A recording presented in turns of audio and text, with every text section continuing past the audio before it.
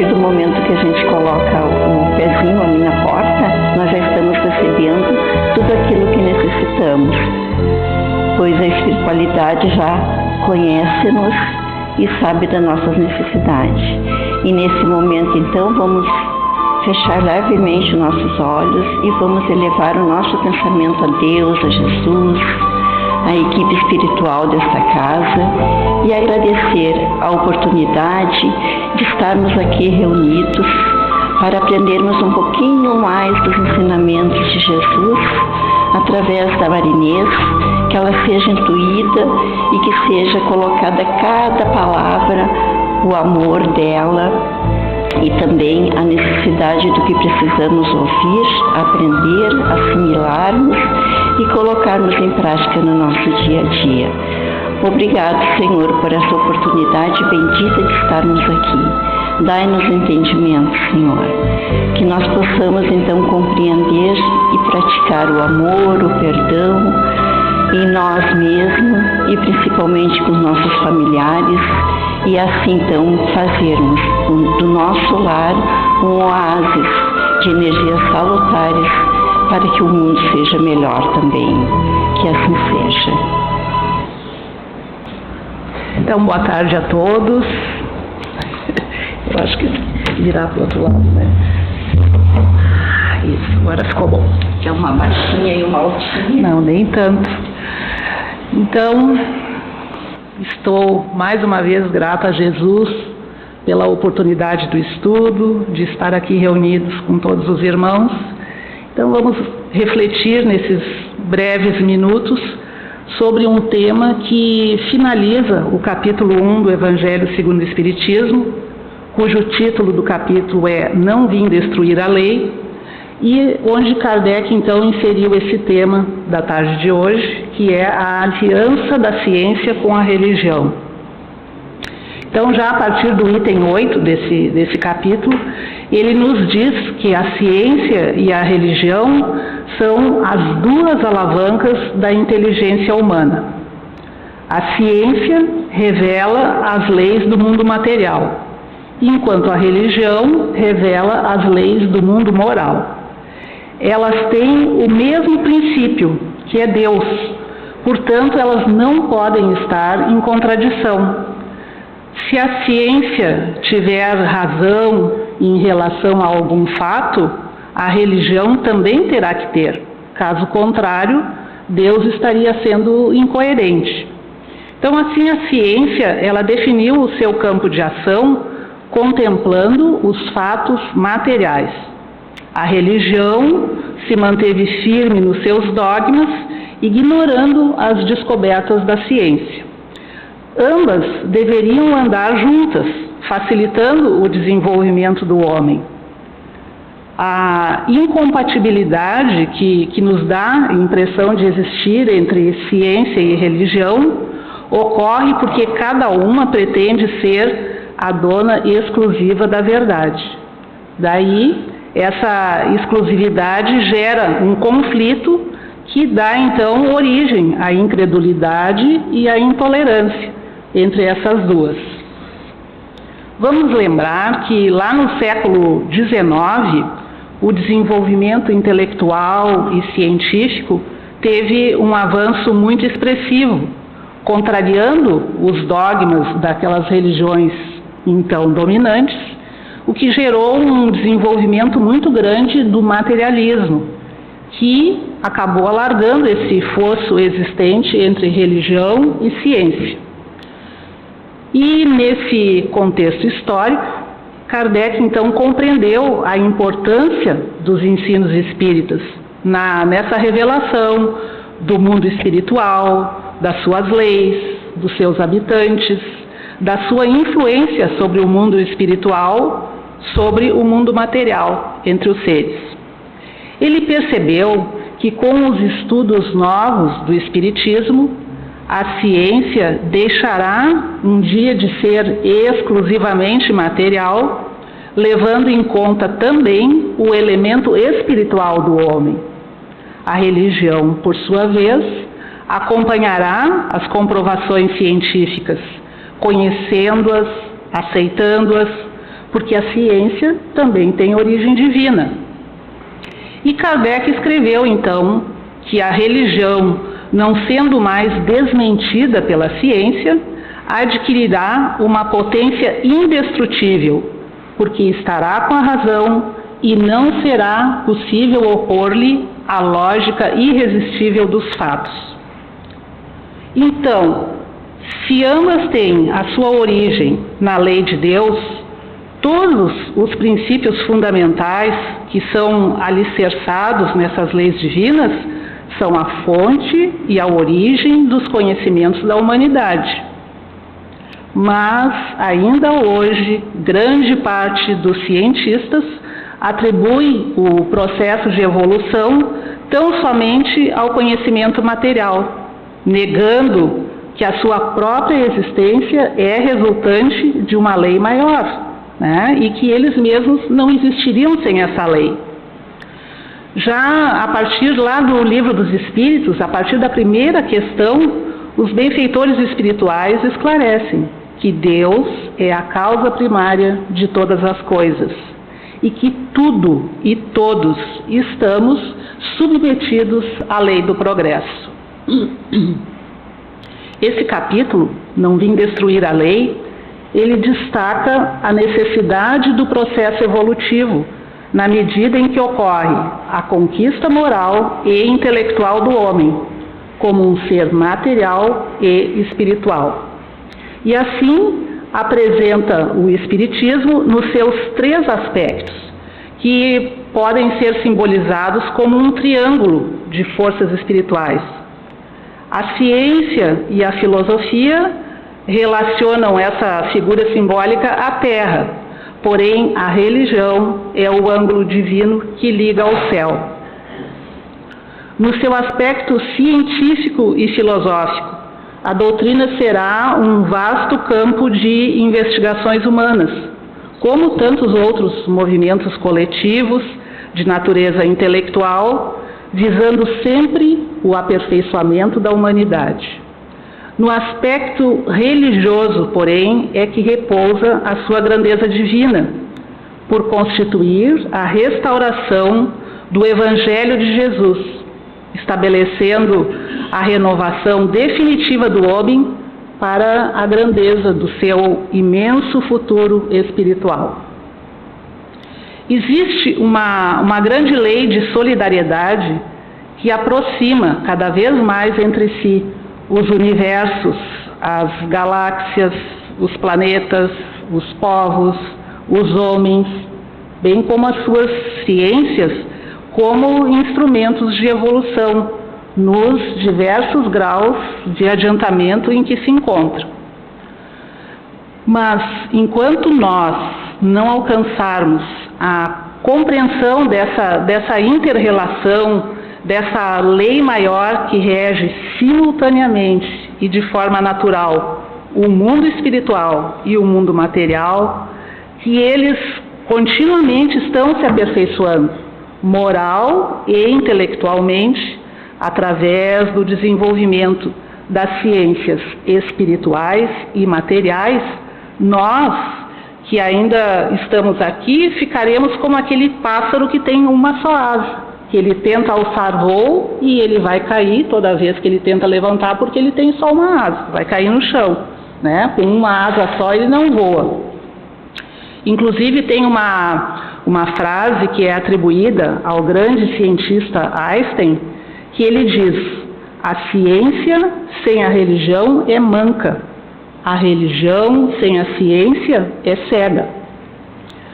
O chamado século das luzes, ou o iluminismo, que despontou lá em meados do século XVIII e teve o seu apogeu no século XIX, ele teve uma função muito importante nas ciências físicas, no seu progresso, onde então o nível cultural foi se elevando com o aperfeiçoamento do intelecto, propiciou uma melhor compreensão desse mundo material, então teve o seu aspecto benéfico, porque foi gerando mais qualidade de vida em todos os ramos da ciência.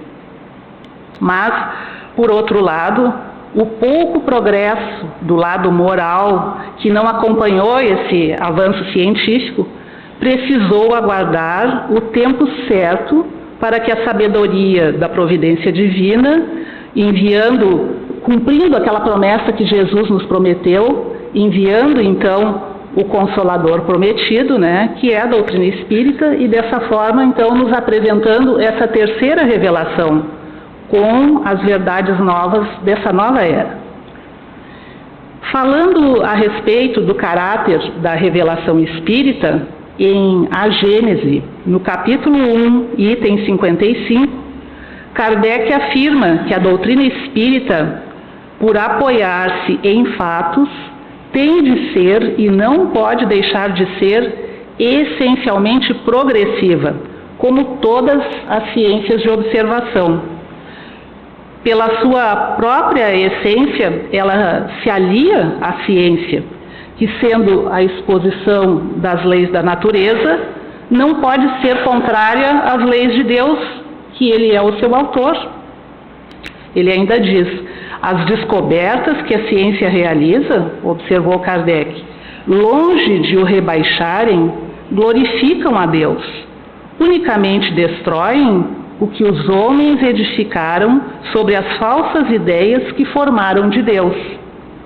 Nessa mesma obra, nesse mesmo capítulo, Kardec adverte que o Espiritismo não estabelece como princípio absoluto senão o que se acha evidentemente demonstrado, ou o que ressalta logicamente da observação. Reconhecendo a progressividade do conhecimento e o papel que a ciência representa no processo evolutivo da humanidade, Kardec então escreveu estas sábias palavras que devem nortear os passos de todos nós que já estamos envolvidos no estudo, na divulgação da doutrina espírita. Ele disse: caminhando de par com o progresso, o Espiritismo jamais será ultrapassado, porque se novas descobertas lhe demonstrassem estar em erro acerca de um ponto qualquer, ele, o Espiritismo, se modificaria nesse ponto. Se uma verdade nova se revelar, ele a aceitará. Mas o que nós vemos é que até hoje Kardec não foi desmentido em um único ponto. O contrário acontece. A ciência caminha na direção da descoberta do espírito imortal e os seus princípios, como os da reencarnação, da influência do mundo espiritual sobre os encarnados, que são cada vez mais aceitos por pessoas não espíritas.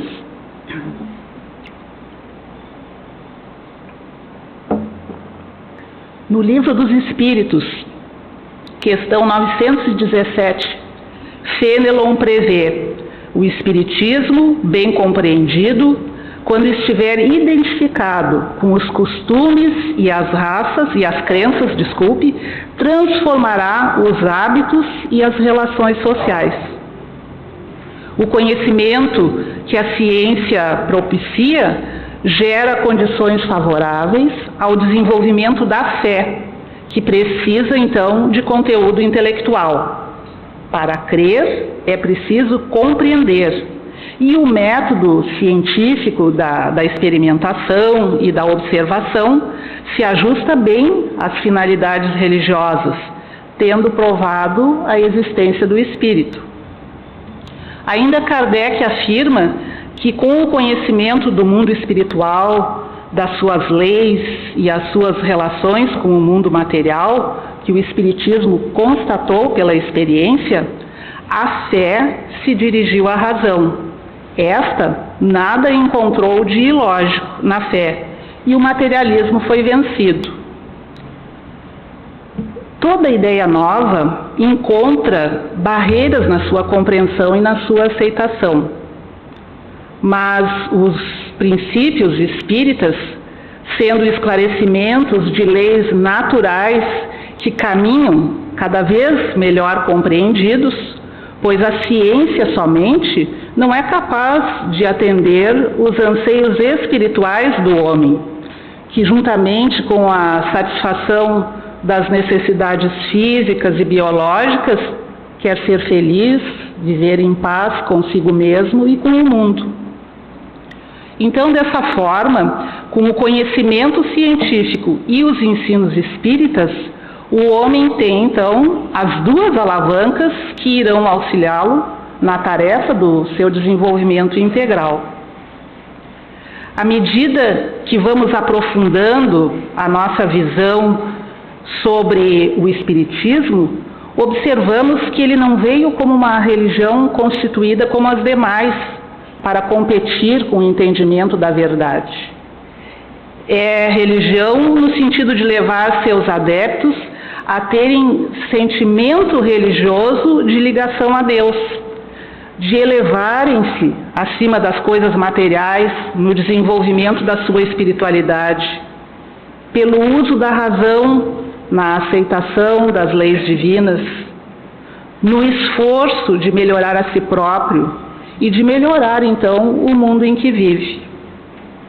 Então, assim, a ciência tem muito a ganhar com as suas revelações, que ampliam esse campo de ação no entendimento maior do mundo em que vivemos e dos seus habitantes. O Espiritismo, como nós sabemos, pelo estudo, ele não se baseia em dogmas. Os seus princípios fundamentais não são obras de assembleias ou fruto de teses acadêmicas. Eles resultam de fatos que se inscrevem nas próprias leis de Deus. Que leis são essas? A existência da alma, a imortalidade do espírito, o progresso constante, a pluralidade das existências, a multiplicidade dos mundos habitados, a lei de causa e efeito, as relações entre encarnados e desencarnados.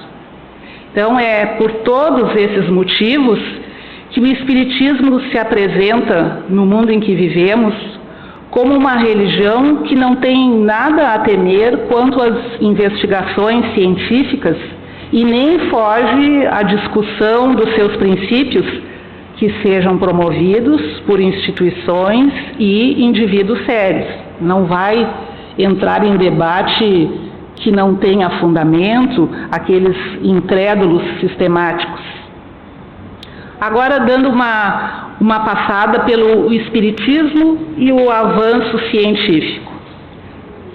Fé inabalável é somente aquela que pode encarar a razão face a face em todas as épocas da humanidade.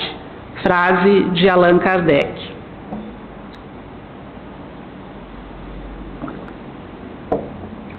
Com esse admirável avanço intelectual e científico da humanidade, tem muitas pessoas que se questionam: e o que será do Espiritismo? Será que ele vai ser superado pelas novas descobertas? Como acompanhar a velocidade e o impacto causado pelas novas tecnologias com uma doutrina que foi apresentada ao homem no século XIX, lá em 1857.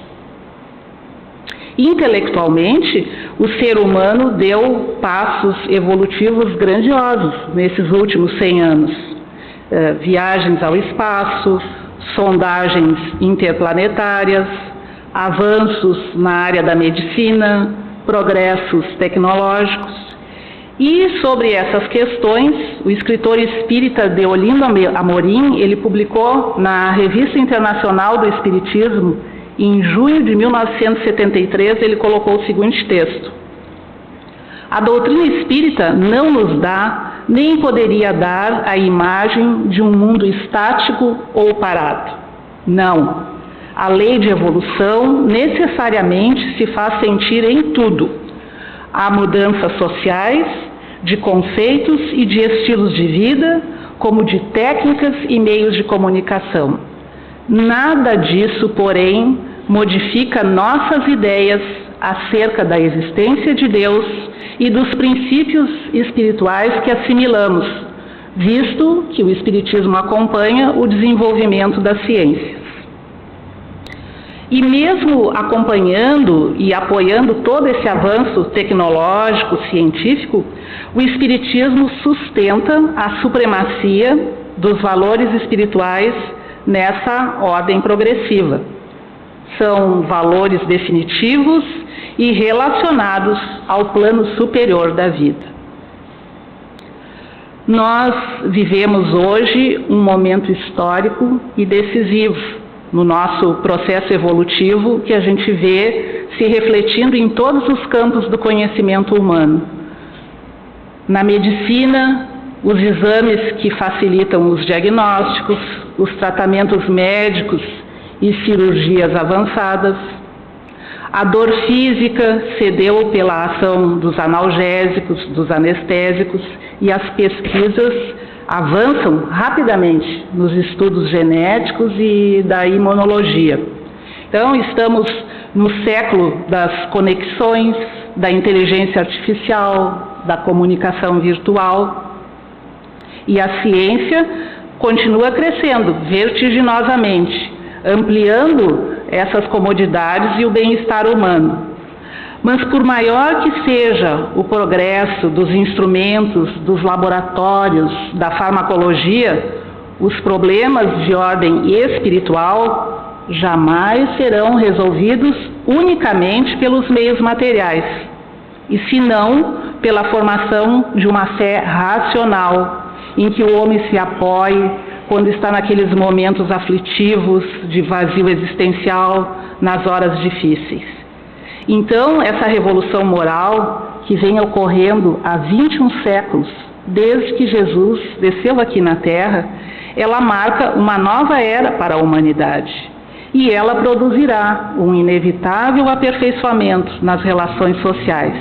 E ninguém poderá se opor, acreditando ou não, ela é da vontade de Deus e resulta da lei do progresso, que é uma das suas leis.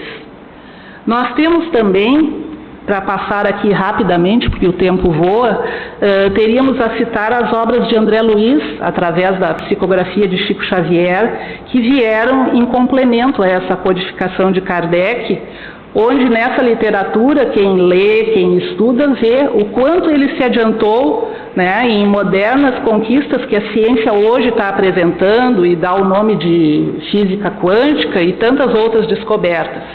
Então nós temos o Nosso Lar, em livro, em filme, Os Mensageiros, né, onde ali Kardec, na sua obra, ele chama de mundo espiritual, André Luiz vai chamar de esferas espirituais, e a física quântica, na ciência, chama de hiperespaço. Então, tudo a mesma coisa, né?